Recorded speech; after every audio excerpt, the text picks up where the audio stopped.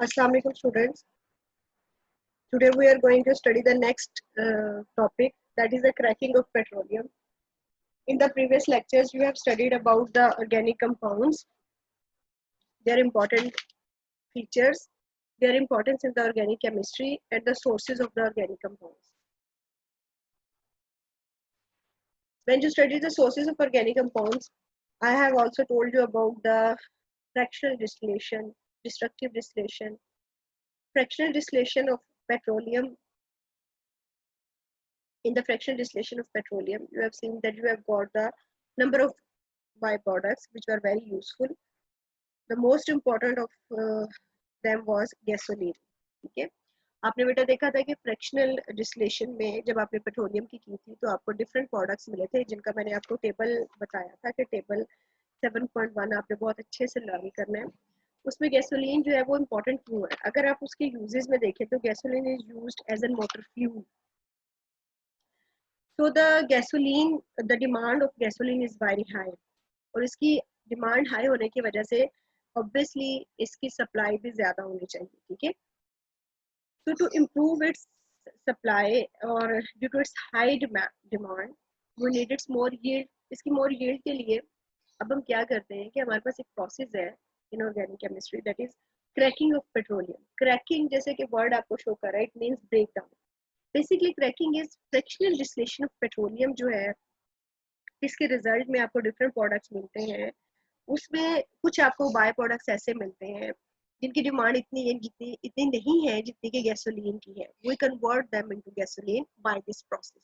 ठीक है, so the fractional distillation of petroleum that yields only about 20% gasoline. Due to its high demand, this supply can be increased by converting the surplus supplies of less desirable petroleum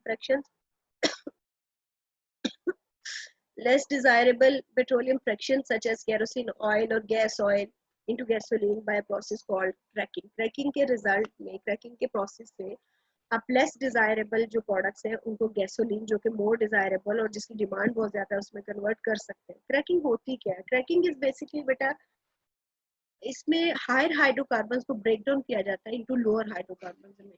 and now you should know what are higher and what are lower hydrocarbons. Higher hydrocarbon means beta hydrocarbons having high boiling points, high molecular weight, और lower hydrocarbons होंगे which have low boiling points or which are volatile. Volatile क्या होता है बेटा? Volatile is any compound that vaporizes at room temperature.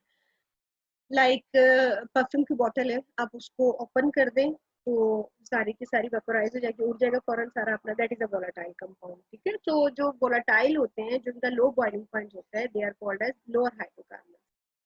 So in cracking of petroleum, this is basically a breaking of higher hydrocarbons having high boiling point into a variety means into different hydrocarbons, lower hydrocarbons which are more volatile. Example आपके सामने, आपके पास एक alkene है which is C16H34. at 700 degree centigrade we heat it and it changes or it break down into three products. Okay, one is C7H16 and the other is CH2 double bond. Double bond mean with alkene, and the third is CH3 CH double bond CH2. इस process में बेटा आप एक चीज और note करें कि आपने एक सिंगल चेन हाइड्रोकार्बन जो है, single bond long chain hydrocarbon molecules को एक छोटे मॉलिक्यूल्स में जो कन्वर्ट किया है, उनमें सारे के सारे जो है वो सिंगल बॉन्ड नहीं है, कुछ डबल बॉन्ड भी है. मींस इस ब्रेकडाउन में आपने एक लॉन्ग चेन अल्केन मॉलिक्यूल को ब्रेक किया है smaller molecules of both alkane and alkyne. अब आप जो प्रोडक्ट गेन करेंगे, their composition depends on the condition. अब आपको ये बेटा कंडीशंस क्या होती हैं? Conditions mean temperature and pressure. ठीक है, आप कितने टेम्परेचर और कितने प्रेशर पे ये रिएक्शन जो है वो हो रहा है, that is called as the conditions. ठीक है, सो कंडीशंस जो है जो आपको मेंटेन करनी है,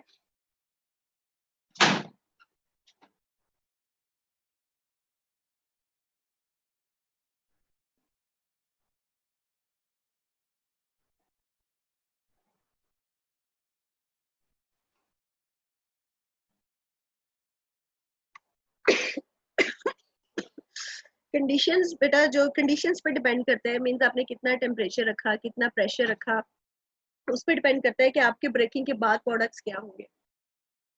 लाइक यहाँ पे 700 के सेंटीग्रेड पे आपने C16H34 के ब्रेकडाउन से C7H16 और CH2CH2 डबल बॉन्ड और CH3CH डबल बॉन्ड CH2 जो है वो मिला है आपको। Composition of the products depends on the condition of the cracking. ठीक है, क्रैकिंग जो है इसकी अब डिफरेंट टाइप्स हैं। लाइक हम वन बाय वन जो है वो उनको स्टडी करते हैं। Number one is thermal cracking. Therm का लफ्ज यहाँ पे भी बेटा आएगा, that mean heat. In thermal cracking this is the breakdown of larger molecule by heating at high temperature and pressure. It is particularly useful in production of unsaturated hydrocarbon. Unsaturated mean having double bond or triple bond. So जो thermal cracking है, this is basically performed for ethene and propene. The second type of cracking is catalytic cracking. You all are well familiar with the word catalyst. Catalyst जो है बेटा आपने first year में भी देखा है, इसको पढ़ा है बड़ी डिटेल में। कैटालिसिस आपने देखा है। कैटलिस्ट एक ऐसा कंपाउंड होता है जो कि किसी भी केमिकल रिएक्शन को उसको वो इजीली कैरी आउट हो जाता है, जल्दी हो जाता है, as it decreases the activation energy. Reaction को परफॉर्म करने के लिए जितनी भी एक्टिवेशन एनर्जी चाहिए होती है जो उसको कम कर देता है। तो अगर आप जो क्रैकिंग है उसको परफॉर्म कर रहे हैं in the presence of a catalyst, that cracking will be named as catalytic cracking. ठीक है, कैटालिटिक क्रैकिंग जो होती है, अब कैसे आपको इससे क्या बेनिफिट हुआ? Like it can be performed at lower temperature and lower pressure, like only at 500 degrees centigrade and 2 atmospheric pressure you can perform catalytic cracking. Typically जो catalyst use किया जाता है इस cracking में वो है बेटा silica SiO2 and alumina Al2O3. Catalytic cracking जो है produces a gasoline of higher octane number. अब आप एक नई term यहाँ पे देख रहे हैं, octane number. Don't worry about this. The very next coming topic is about octane number. अभी मैं आपको explain करूँगी। ये मेथड यूजफुल है बेटर क्वालिटी गैसोलीन की। Mean this type of cracking is more useful to get a better quality gasoline. तो इससे एक क्लू तो आपको भी मिल गया कि ऑक्टेन नंबर जो है this is basically showing the quality of gasoline. ठीक है, the next one is steam cracking. Steam cracking में बेटा क्रैकिंग फिर वही conversion of higher hydrocarbons into lower hydrocarbons. तो आपने अब तो आपको साथ साथ ही जो है वो याद होता जा रहा होगा कि what is cracking, conversion of higher hydrocarbons into the lower hydrocarbons. Higher hydrocarbons having high boiling point, lower hydrocarbons having low boiling point or which are volatile. So steam cracking में हम क्या करते हैं? First of all, we convert the higher hydrocarbons into vapor phase. They are mixed with steam, ठीक है, or they are heated for short duration at about 900 degrees centigrade and then cooled rapidly. फौरन से उसको ठंडा किया जाता है और इस प्रोसेस से आपको अनसैचुरेटेड जो है वो लोअर हाइड्रोकार्बन्स मिल जाते हैं। ठीक है, तो अभी तक आपने देखा कि क्रैकिंग क्या है और क्रैकिंग की टाइप्स क्या है। ठीक है, क्रैकिंग हम क्यों परफॉर्म करते हैं? क्योंकि हमें एक प्रोडक्ट गैसोलीन उसकी डिमांड बहुत ज्यादा है, तो उसकी जो यील्ड हमें फ्रैक्शनल डिस्टिलेशन ऑफ पेट्रोलियम से मिलती है वो कम होती है।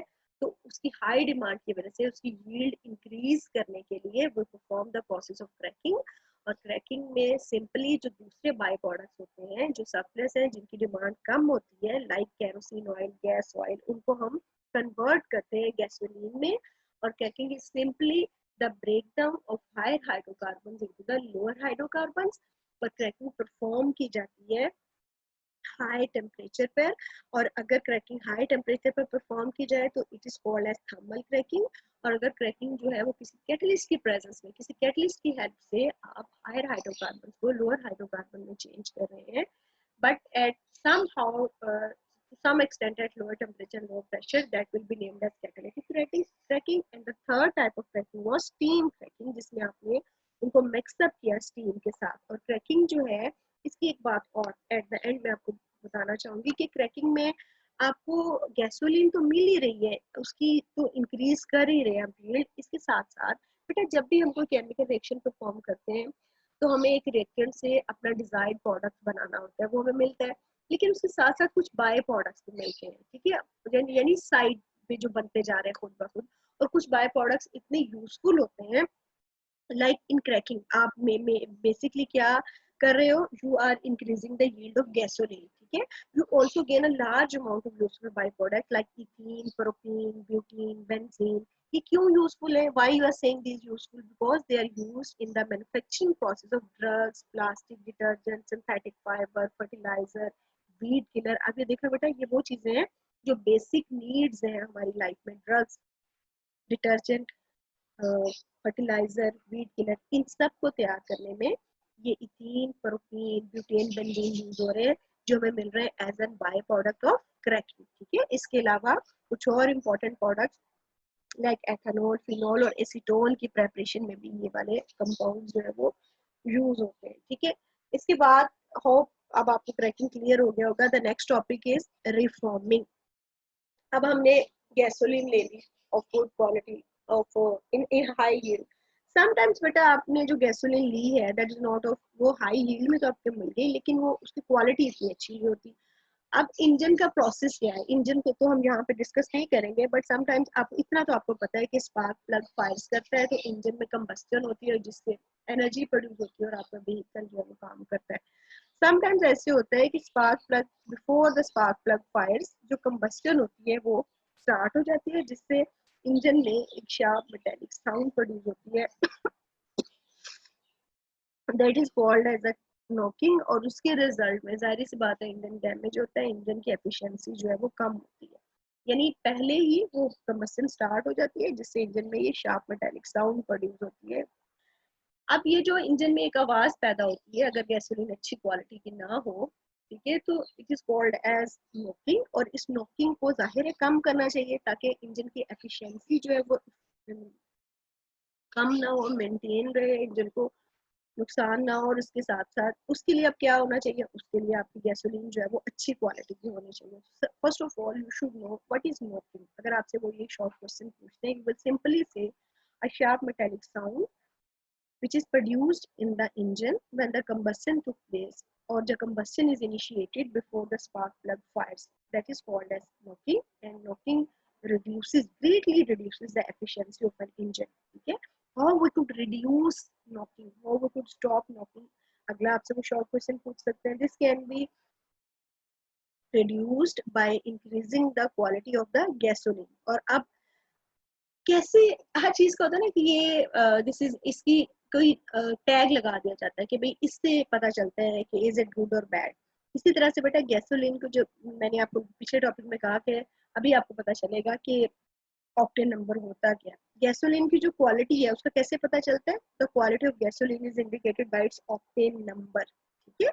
Octane number, if the gasoline is of high octane number that means it is of good quality. If the gasoline is of low octane number, that means it is of the poor quality, it is a poor fuel. As the octane number increases, so the engine will be less likely to produce knocking. octane number ज़्यादा होगा, उसकी quality अच्छी होगी, तो knocking produce नहीं होगी. जो straight chain hydrocarbons होते हैं, वो fuels which those fuels which consist of straight chain hydrocarbons, they have low octane number and they make poor fuels. And the fuels like isooctane or 2,2,4 trimethyl pentane, they burns very smoothly and they give an octane number of 100. इससे आपको एक ये भी चीज बेटा पता चली कि जो स्ट्रेट चेन हाइड्रोकार्बन्स होते हैं they produce knocking, they are pure fuel, they have low octane number. मैंने बोला 2,2,4 trimethyl pentane, that mean branched isooctane. अभी आपने पीछे आइसो का वर्ड देखा, ब्रांच के लिए यूज हुआ था. उसमें they produce less octane, they are of good yield and they are better fuels, ठीक है. and their octane number is high, ठीक है. अब आपसे क्वेश्चन पूछा जा सकता है what is octane number and how it is improved. You all very well know what is octane number. Now you know what is octane number, ठीक है. The quality of fuel is indicated by its octane number, and the octane number how it is improved, it is improved by process called reforming, जो अभी हम पढ़ने जा रहे हैं. Reforming में करते क्या है, सिंपली आपको अब तक समझ आ गया होगा. मैंने आपसे कहा कि जो स्ट्रेट चेन हाइड्रोकार्बन्स हैं वो पुअर फ्यूल्स हैं, लो ऑक्टेन नंबर के होते हैं, और जो ब्रांच चेन हाइड्रोकार्बन्स हैं वो गुड फ्यूल्स हैं और उनका हाई ऑक्टेन नंबर होता है. तो अगर हम स्ट्रेट चेन हाइड्रोकार्बन को ब्रांच चेन हाइड्रोकार्बन में कन्वर्ट कर दें, so knocking will reduce and the quality of fuel will increase and it will have a high octane number, and this process is called reforming. So the conversion of straight chain hydrocarbon into branch chain by heating in the absence of oxygen and in the presence of a catalyst is called reforming. ठीक है बेटा जी, जैसे like आपको screen पे नजर आ रहा है N octane, it is heated in the absence of oxygen and in the presence of catalyst and changed to 2,2,4 trimethyl pentane. pentane बेटा आप स्ट्रेट चेन में काउंट करें 1 2 3 4 5 5 कार्बन है और कार्बन नंबर 2 पे दो अल्काइल ग्रुप अटैच है CH3 और कार्बन नंबर 4 पे एक अल्काइल ग्रुप अटैच है, तो ये ब्रांच चेन है। स्ट्रेट को हमने ब्रांच चेन में कन्वर्ट कर दिया, that means the octane number is improved and the now the gasoline or the fuel will be of good quality.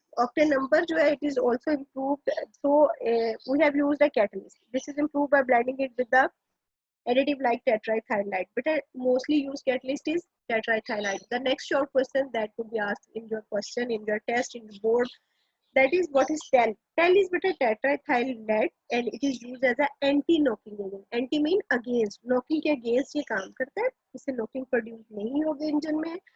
और ये क्या करता है, ये इसकी प्रेजेंस में स्ट्रेट चेन हाइड्रोकार्बन को ब्रांच चेन हाइड्रोकार्बन में कन्वर्ट किया जाता है।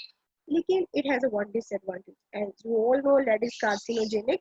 जब बेटा ये प्रोसेस होता है कंबस्टेड का, तो इसके रिजल्ट में इसका जो प्रोडक्ट बनता है दैट इज लेड ऑक्साइड। ठीक है, इसका कंबस्टन प्रोडक्ट लेड ऑक्साइड जो है वो रिड्यूस हो जाता है मेटालिक रेड में और ये एयर में इसके एग्जॉस्ट पाइप से डिस्चार्ज कर दिया होता है। अब एयर में जब ये जाता है तो it causes air pollution and lead is carcinogenic. ठीक है, so now you all very well know what is reforming. That is a change of straight chain hydrocarbon into the branch chain hydrocarbon in the absence of oxygen, in the presence of a catalyst like tetraethyl lead. Or why we perform it? To improve the octane number of gasoline. What octane number indicates? Octane number indicates its quality. The quality of fuel is indicated by its octane number. ठीक है, so knocking को reduce करता है। knocking क्या थी? जो sharp metallic sound engine में produce होती थी if combustion was initiated before the spark plug fires, उसको reduce करता है, उसका quality increase होती है और इंजन की एफिशिएंसी भी इंक्रीज होती है। ठीक है, सो इस प्रोसेस में रिफॉर्मिंग में हम सिंपली जो है उसका ऑक्टेन नंबर को इम्प्रूव करते हैं। ठीक हो गया बेटा जी। नेक्स्ट आपका टॉपिक है classification of organic compound. Organic compound जो है मैंने आपको सारा पढ़ाया है डिटेल में। Organic compounds, millions of organic compounds available है। साइंटिस्ट के लिए बड़ा मुश्किल है कि वो एक एक कंपाउंड को लें और उसको इंडिविजुअली जो है वो स्टडी करें। So what they have done for their facility, they simply have classified the organic compounds into various groups and subgroups. इसका क्या फायदा है बेटा जी? जाहिर है जब आप एक ग्रुप, आपको पता है कि उसमें पाए जाने वाले सारे ऑर्गेनिक कंपाउंड्स जो होंगे उनकी प्रॉपर्टीज आपस में एक जैसी होंगी। मेनली ऑर्गेनिक कंपाउंड्स को जो क्लासिफाई किया गया वो दो मेन ग्रुप है, ओपन चेन और एसाइक्लिक, क्लोज चेन और साइक्लिक या रिंग कंपाउंड। अच्छा बेटा यहाँ पे एक वर्ड आएगा, अब एक्सप्लेन जो इंशाल्लाह आपने ए साइक्लिक एनी साइक्लिक, इसमें कंफ्यूज नहीं होना, बहुत क्लियर कट इसको याद रखना है। सबसे पहले हम देखते हैं ओपन चेन और ए साइक्लिक। ए आपको पता जाएगा that mean for absent, cyclic form is absent. This type of compounds contain an open chain of carbons. open chain mean दोनों साइड से चेन ओपन है, आप किसी भी साइड से कोई एक एटम जैसे इसमें से रिमूव होकर कोई नया एडप हो सकता है। लाइक अभी आपको इसकी एग्जांपल भी दिखाती हूँ। ये चेन जो होती है इट कुड बी ब्रांच्ड और नॉन ब्रांच या straight chain. Open chain compound जो है they are also called aliphatic. ठीक है, आपने ये याद रखना है कि that aliphatic hydrocarbons are open chain compounds. Like you can see on your screen, straight chain और non branched compounds, these are the organic compounds in the carbon atom are connected in series with one to one from one to the other. Like n-butane देखिए बेटा, ये एक open chain है, CH3 CH2 CH2 CH3 open chain है, CH3 से दोनों side से open है, क्लोज नहीं है। ठीक है, अभी जब आप क्लोज देखेंगे इट विल बी इंशाल्लाह more clear to you. One butene, butene बेटा इसलिए कि डबल बॉन्ड आया है, तो अभी आपने इसके नॉमेनक्लेचर पे बिल्कुल कंफ्यूज नहीं होना कि ये वन ब्यूटीन क्यों है, because of very next chapter इंशाल्लाह that we will start chapter number 8, उसमें आप सारा नॉमेनक्लेचर स्टडी करेंगे। तो अभी मैं आपको थोड़ा सा बता देती हूँ। वन इसलिए कि कार्बन नंबर 1 पे डबल बॉन्ड है और ब्यूटीन इसलिए इट हैज डबल बॉन्ड। ठीक है, और butanol, one butanol carbon number 1 पे OH ग्रुप लगा हुआ है, that's why it is named as butanol. ठीक हो गया। Straight chain hydrocarbons which are in straight, बिल्कुल मींस इन सीरीज फॉर्म, ऐसे लंबी चेन चल रही है, ठीक है। नेक्स्ट देखें आप ब्रांच चेन कंपाउंड्स, ये वो है जिनमें carbon atom are attached on the sides of chain. Like आप पहला देखिए बेटा 2 मिथाइल प्रोपेन, अब इसमें क्या है, एक ब्रांच लगा दी, शाख जैसे आप कहते हैं, दरख्त की टहनी होती है, उससे डिफरेंट शाखें डिफरेंट ब्रांचेस निकलती हैं, इसी तरह से ये ब्रांच चेन कंपाउंड में एक ब्रांच आपने अटैच कर दी है, ठीक है। नेक्स्ट वन 2 मिथाइल प्रोपेन में आप देखें प्रोपीन, अगेन डबल बॉन्ड, ठीक है। आइसो ब्यूटाइलीन भी इसको कह रहे हैं, अभी आपको ये भी क्लियर हो गया। आइसोफोर ब्रांच, जैसे आपने पीछे अभी रिफॉर्मिंग में देखा था, आइसो और क्रैकिंग में आप ये वर्ड बार बार देखते थे, आइसो में यूज कर रहे थे, वो ब्रांच के लिए यूज हो रहा है। फिर है 2,2 डाइमिथाइल प्रोपेन, अब हमने जो सेंटर में कार्बन थी, थर्ड कार्बन, उस पर एक ही बजाय 2 अल्काइल ग्रुप अटैच कर दिए, नियोपेंटेन इसका नाम हो गया। तो स्ट्रेट चेन और branch chain compound, these both are aliphatic, but both are aliphatic, aliphatic इसलिए these are not in ring form, ठीक है। Next is close chain compounds और साइक्लिक कंपाउंड्स। बेटा क्लोज चेन कंपाउंड्स और cyclic compounds are ring compounds. These are further of two types, homocyclic और carboxylic compounds, ठीक है, और heterocyclic compounds. अब homo और hetero में क्या, homo means same and hetero means different. How do they are homocyclic or heterocyclic? Homocyclic देखते हैं सबसे पहले, the compounds in the ring consist of only carbon atoms, सिर्फ और सिर्फ carbon atom पे। homocyclic compounds are further classified into alicyclic and aromatic. अभी बेटे मैंने आपसे पीछे कहा था कि आपने ये टर्म याद रखनी है, a cyclic, a cyclic for non cyclic, ठीक है, स्ट्रेट चेन के लिए, alicyclic for cyclic but hydrocarbon, मतलब कंटेन ओनली कार्बन। लाइक आप देखिए पहला जो है ना साइक्लोप्रोपीन, प्रोपेन, आप प्रोपेन लिखते हैं CH3 CH2 CH3, मैंने क्या किया, साइड वाली दोनों CH3 में से एक हाइड्रोजन को रिमूव किया, आपस में कनेक्ट करके चेन को क्लोज कर दिया, तो वो स्ट्रेट चेन से कन्वर्ट हो गया साइकिल की फॉर्म में, रिंग की फॉर्म में। साइक्लोब्यूटेन, आपने ऊपर अभी एन ब्यूटेन देखा था, CH3 CH2 CH2 CH3, उसमें जो साइडों वाले दोनों CH के उनमें से एक हाइड्रोजन रिमूव करे, उनके आपस में बॉन्डिंग बना दे, आपके पास साइक्लिक फॉर्म आ जाएगी, साइक्लोब्यूटेन, साइक्लोपेंटेन, साइक्लोहेक्सेन, और अगर डबल बॉन्ड आ जाएगा तो साइक्लोहेक्सीन, ठीक है। तो alicyclic compounds R ring compounds, homocyclic compounds which contain a ring of 3 or more carbon atoms and resembling aliphatic, उनकी तरह ही है but they are in ring form, ठीक है, they are called alicyclic compounds, ठीक है। इनका जनरल फॉर्मूला होता है CnH2n, N for natural number, ठीक है। नेक्स्ट जो है वो है हमारे पास एलिसाइक्लिक कंपाउंड्स के बाद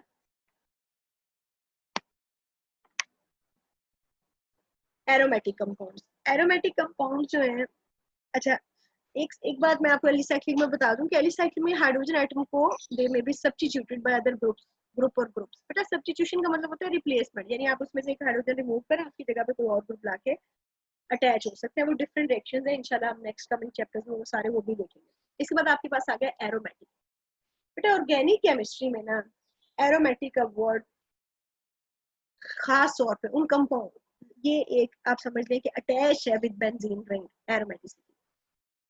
ये कार्बोक्सिलिक कंपाउंड्स वो हैं which contain at least one benzene ring, यानी कोई भी कार्बोक्सिलिक कंपाउंड अगर उसमें एक ring compound which has a one benzene ring, benzene ring क्या होती है आपको पता है, 6 carbon 6 hydrogen with alternate double and single bond, C6H6 ऐसे इसका फॉर्मूला है, but when you draw it, its structure formula जब आप ड्रॉ करते हैं स्क्रीन पे आपको नजर भी आ रहा है, तो इसमें सिंगल डबल और सिंगल डबल, इस तरह से 3 डबल बॉन्ड है, 3 सिंगल बॉन्ड, ठीक है।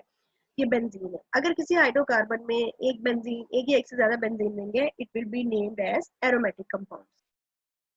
They are usually shown in the form of a circle.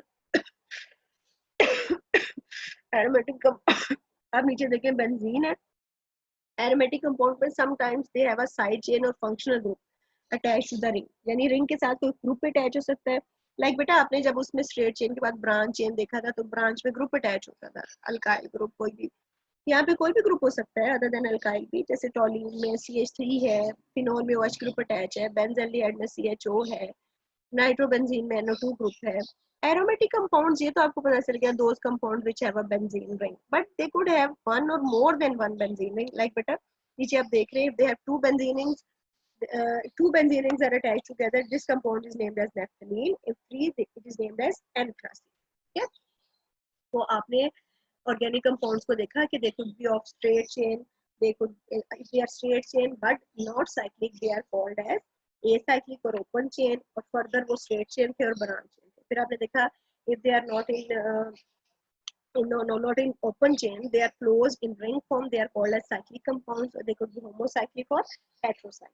ठीक है बेटा, फिर homocyclic में आपने देखा कि they could be alicyclic or aromatic. अब last one is heterocyclic. Hetero word for different. वो compounds in which the ring consists of, हमने देखा था बेटा homocyclic, शुरू में मैंने एक line बोली थी, the compounds in which the ring consists of only carbon atom. ठीक है, they were named as homocyclic. और heterocyclic, the compounds in which the ring consists of atom of more than one kind, they are called as heterocyclic compounds. Okay, heterocyclic compounds जो होते हैं बेटा generally one or more atoms of elements such as nitrogen, oxygen, sulfur, ये इनमें attach होते हैं, जैसे आप स्क्रीन पे देख सकते हैं. और वो atom जो attach होता है, it is named as heteroatom. Like pyridine में nitrogen है, furan में oxygen है, pyrrole में NH है, thiophene है. These are examples of heterocyclic compounds. मैंने ऊपर लिखा भी और बेटा साथ साथ, but these all questions are mostly come in your paper in a form of short questions. They can ask you what is homocyclic, what are hexocyclic, give example. आपसे formula पूछा जा सकता है naphthalene का, write down chemical formula of anthracene, what is benzaldehyde. ठीक है, आपने इसको बहुत अच्छे से लर्न करना है.